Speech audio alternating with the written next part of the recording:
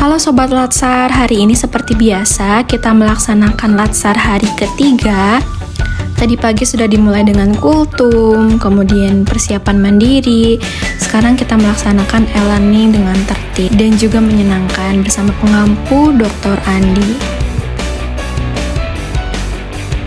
Hari kedua semakin menyenangkan karena kita mereview kembali mengenai analisis isu kontemporer, yang dimana analisis isu kontemporer ini membantu kita untuk menyelesaikan masalah yang dihadapi. Halo, nama saya Nisa Ulfa. Hari ini saya akan mereview mengenai hal yang sudah saya pelajari hari ini, yaitu tentang analisis kontemporer.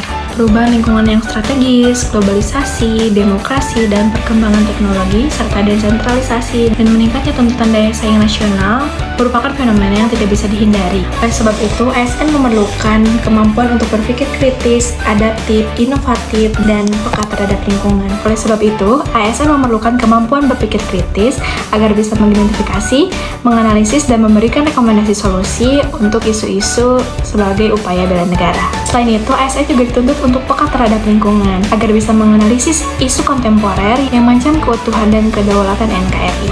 Lalu, apa saja sih isu kontemporer yang dapat mengancam kedaulatan dan keutuhan negara Kesatuan Republik Indonesia? Korupsi, pencucian uang, narkoba, proxy war, radikalisme dan terorisme, dan juga kejahatan komunikasi massa seperti cybercrime, hoax, dan juga hate speech. Isu-isu kontemporer tersebut ternyata dapat mengancam ketahanan nasional serta mempengaruhi kualitas pelayanan publik. Di agenda 1 modul 2 kali ini, kita juga mempelajari mengenai tahapan penyelesaian isu. Yang pertama adalah dengan mengidentifikasi dan mendeskripsikan isu. Kita harus memiliki kepekaan lingkungan dan melakukan environmental scanning, serta berpikir kritis, mengkaji gap dan kesenjangan kondisi ideal dan juga kenyataan.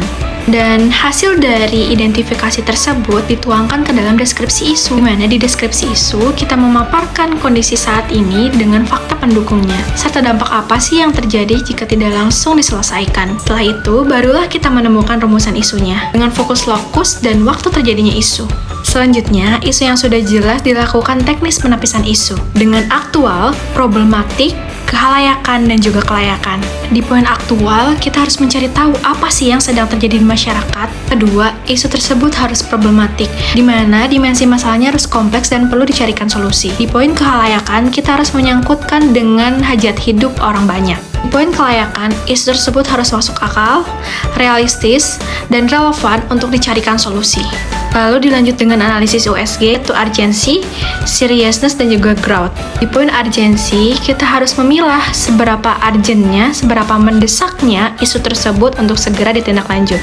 Tentunya dengan mempertimbangkan waktu yang tersedia.